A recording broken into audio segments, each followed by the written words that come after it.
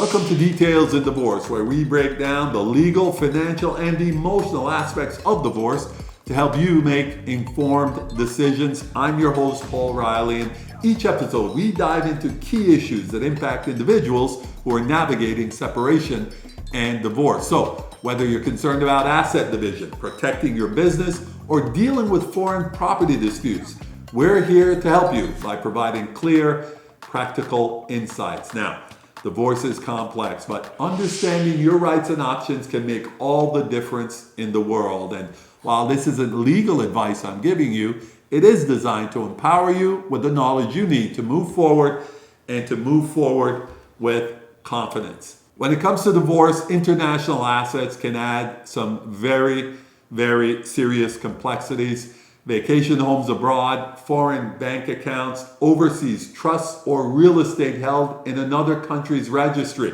All of these raise the question, can Ontario courts weigh in on property outside their borders? Well, the answer is emphatically yes, if the legal and factual connections are strong enough. Ontario courts have developed a robust framework for addressing international property division in divorce. While foreign divorce decrees may end the marriage, they don't necessarily bar a former spouse from claiming equalization or support under Ontario law. Here's how the courts have tackled this evolving issue. The landmark decision in Amyansky v. Amyansky, a 2007 case, established that a valid foreign divorce does not prevent a party from pursuing equalization in Ontario, especially where the foreign court declined to divide assets. In Amyansky, the husband returned to Russia and secured a divorce that did not address property division.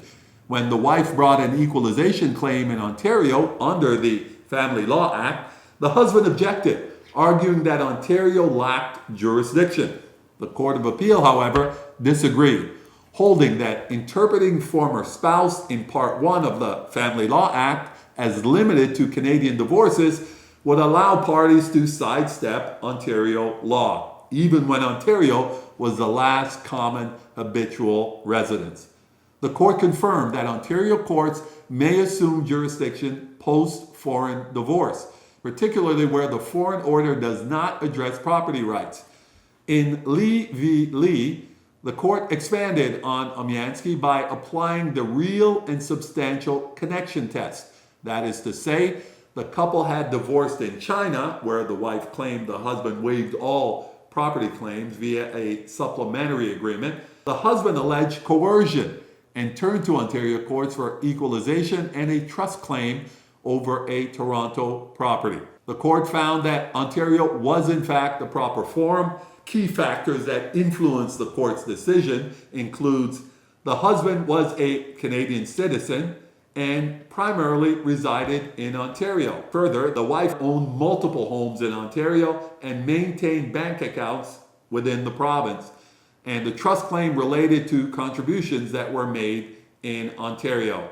Also, limitation periods in China may have barred his claims as well. So as a result, the court found that Ontario had jurisdiction and was the appropriate forum.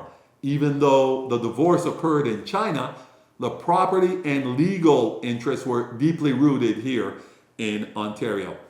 Ontario courts apply a conflict of laws analysis under Section 15 of the Family Law Act, which states that it is the law of the spouse's last common habitual residence that governs the property rights disputes. In Ludwig v. Ludwig, a 2022 case, a German couple relocated to Ontario, bought a home, and enrolled their children in school. When the marriage dissolved, the husband argued that German law applied, claiming their time in Ontario was only temporary. The court rejected this argument, finding that their real home was Ontario. As such, Ontario law governed property division. Likewise, in Khan v. Aziz, where a couple last resided together in Singapore, the Ontario court deferred to a Singaporean divorce and property division. The wife's attempt to restart proceedings in Ontario was declined based on jurisdictional discipline. Ontario courts will adjudicate claims involving foreign assets or debts provided the party asserting the claim meets the evidentiary threshold.